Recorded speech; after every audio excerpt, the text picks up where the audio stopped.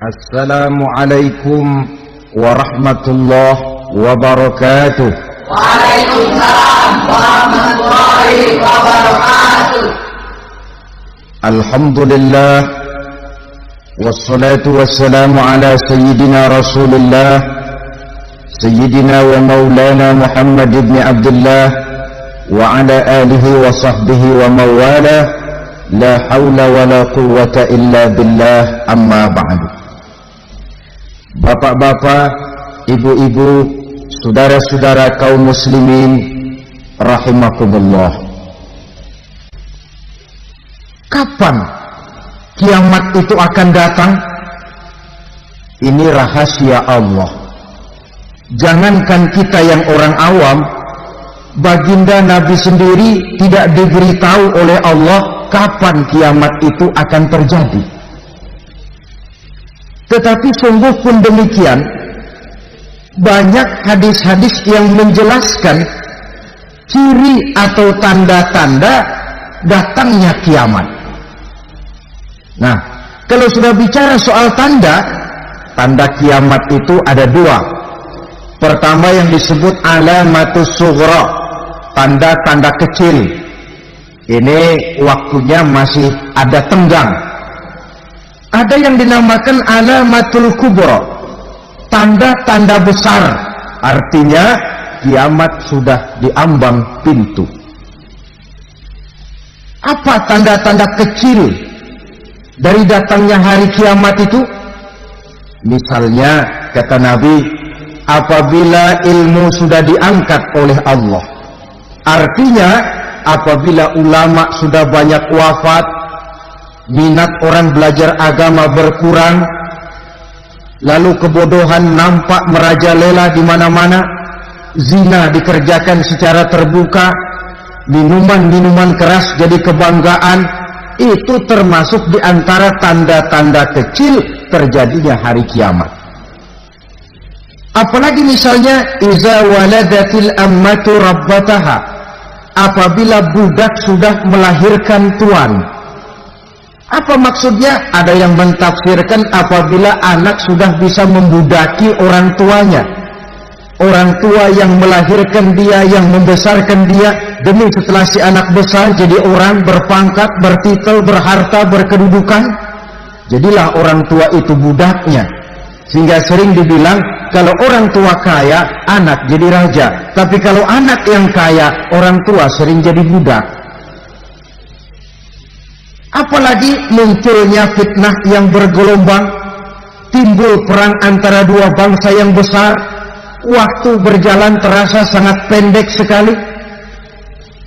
Itu merupakan tanda di antara tanda-tanda kiamat. Termasuk di dalamnya sulit membedakan mana laki, mana perempuan. Kan kalau tanda-tanda kayak begini sekarang sudah banyak kita lihat kan? Ulama banyak wafat, penggantinya sulit. Zina dikerjakan berterang-terangan, minuman keras jadi kebanggaan, banyak anak membudaki orang tuanya, sulit membedakan mana laki mana perempuan. Kadang-kadang dari belakang kita lihat perempuan bener, begitu kita colek nengok jenggotan.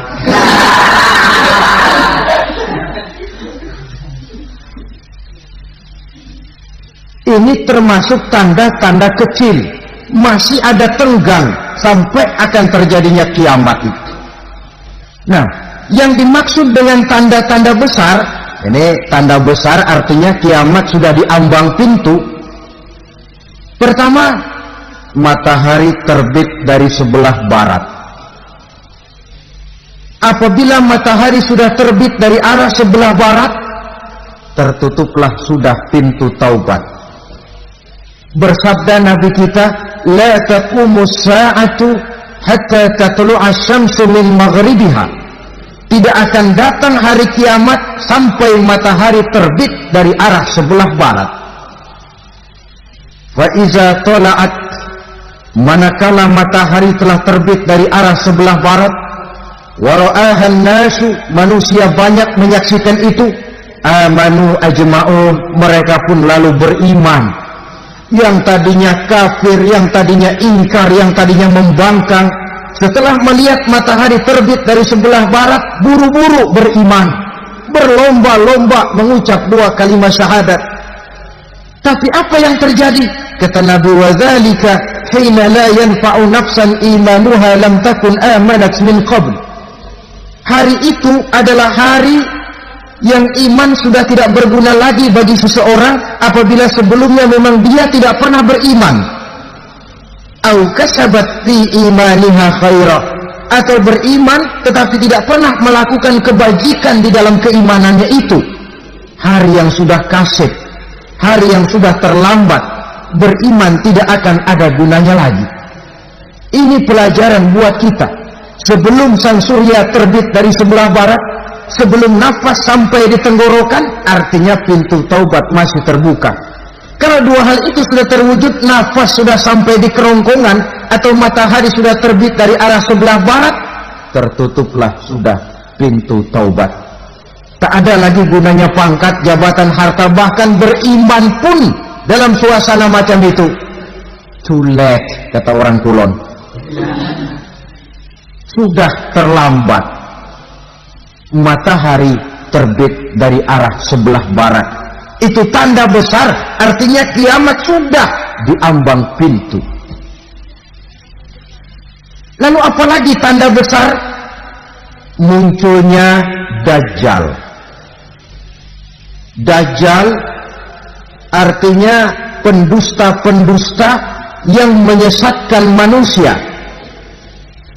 Ada dua macam Dajjal, saudara. Ada Dajjal kecil, ini Dajjal kelas teri. Kalau ini sejak zaman Rasulullah sudah ada itu.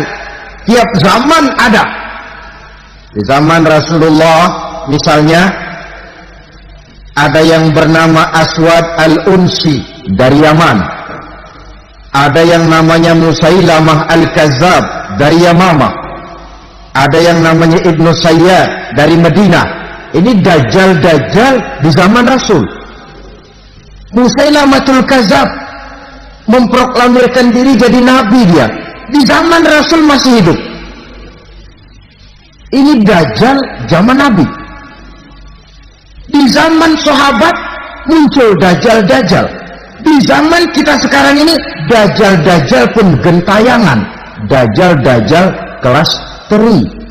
Kerjanya mendustakan manusia, menyesatkan manusia, memalingkan manusia dari jalan yang benar dan diridhoi oleh Allah Subhanahu wa ta'ala.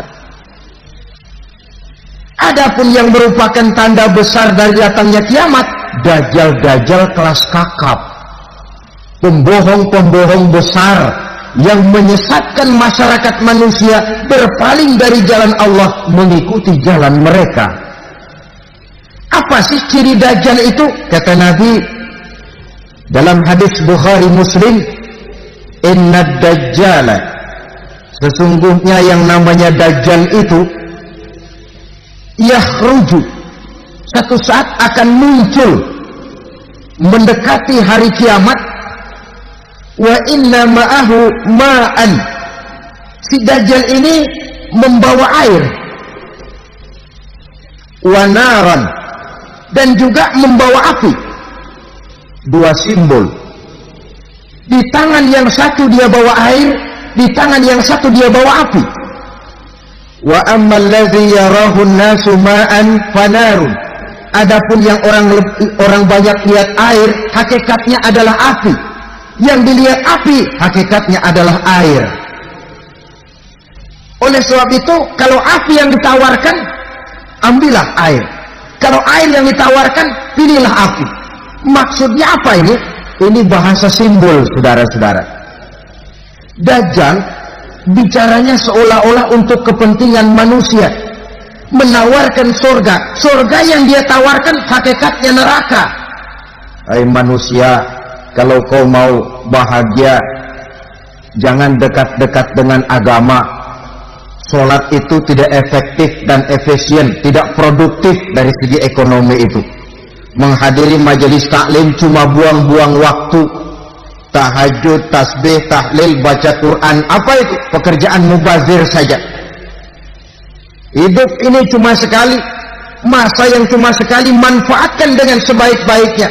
Mumpung, dibawanya sifat mumpung tetapi dalam pengertian yang sangat negatif. Bicaranya seolah-olah untuk kepentingan manusia, tetapi sebenarnya menjerumuskan manusia. Menawarkan air, tapi sebenarnya api. Menawarkan api, tapi hakikatnya air. Buat apa kamu sholat? Buat apa kamu bayar zakat? Buat apa kamu puasa? Surga yang dicanangkan Dajjal, hakikatnya neraka. Neraka yang digambarkan Dajjal, pada dasarnya adalah surga. Jadi memutarbalikkan fakta itu kerjaan Dajjal. Yang hak jadi batil, yang batil dibilang hak, yang benar jadi salah, yang salah malah jadi benar. Tuntunan disuruh jadi tontonan, tontonan malah menjadi tuntunan. Itu pekerjaan Dajjal profesinya. Zamannya Nabi Adam, Dajjalnya kan iblis. Betul? Betul. Apa sih dan kerayuan iblis itu? Allah setelah menciptakan Nabi Adam kan bilang, Adam, kau dan istrimu Hawa tinggal di surga ini. Seluruh fasilitas yang ada di surga persilahkan kau nikmati. Satu yang tidak boleh, jangan coba-coba dekati pohon khuldi. Dekat saja jangan, apalagi sampai memetiknya. Datang Dajjal yang namanya iblis ini. Adam, kamu tahu nggak kenapa tidak boleh makan buah khuldi? Ya nggak tahu, pokoknya saya dilarang. Bodoh kamu, Dam. Khuldun artinya kekal. Kalau kamu makan itu buah, kau akan kekal di surga buat selamanya. Allah tidak kepengen, maka dilarang kamu makan buah khuldi. Kalau kau ingin kekal di surga, Adam, makan saja. Saya bicara begini ini untuk kepentingan kamu, Adam. Ini kan ciri-ciri Dajjal. Bicaranya sih seolah-olah untuk kepentingan Nabi Adam, hakikat sebenarnya menjerumuskan Nabi Adam supaya ingkar dan melanggar larangan dari Allah Subhanahu wa ta'ala. Jadi setelah muncul Dajjal, timbul kekacauan-kekacauan di masyarakat. Banyak yang terpengaruh, terpedaya dan terpesona. Termasuk mereka yang memproklamirkan diri jadi nabi, mereka yang memproklamirkan diri jadi rasul di zaman sesudah Rasulullah wafat. Itu adalah Dajjal-Dajjal. Maka saya ingatkan, kalau di zaman kita sekarang ini ada orang ngaku jadi nabi, ada orang ngaku jadi rasul, biar bahasa Arabnya kental, Quran hafal, hadis ribuan hadis hafal, biar pakai serban sampai menyengser ke tanah, bahasa Arabnya fasih, tapi dia mengaku jadi nabi, jadi rasul, kita umat Islam wajib tidak percaya. Wajib untuk tidak percaya. Itulah Dajjal-Dajjal zaman kita sekarang ini. Tidak mustahil mereka datang mempengaruhi orang-orang awam supaya berpaling dari Rasulullah, mengikuti mereka. Nah, di akhir zaman nanti, mendekati hari kiamat, Dajjal ini muncul. Dajjal kelas kakap, menyesatkan masyarakat manusia untuk berpaling dari Islam, mengikuti seruan mereka. Apalagi di antara datangnya kiamat itu, tanda yang besar itu, turunnya Nabiullah Isa Al-Masih, putra Maryam. Menurut berbagai hadis yang sahih, Nabi Isa Al-Masih nanti akan turun lagi. Tidak membawa risalah yang baru, tapi meluruskan risalah Islam ini yang telah banyak ditinggalkan oleh masyarakat. Bahkan ada hadis menjelaskan beliau akan membunuh Nabi, mematahkan kayu-kayu salib, lalu melaksanakan haji dan umrah mengikuti syariat Nabi Muhammad, bukan membawa agama baru. Menjadi semacam mujaddid, reformer, menyelamatkan manusia dari bisikan Dajjal. Bahkan ada riwayat yang menjelaskan bahwa Nabi Isa berhasil mengalahkan Dajjal, mengembalikan masyarakat manusia kembali kepada ajaran Islam yang datang dari Allah, dibawa oleh Rasulullah Sallallahu Alaihi Wasallam.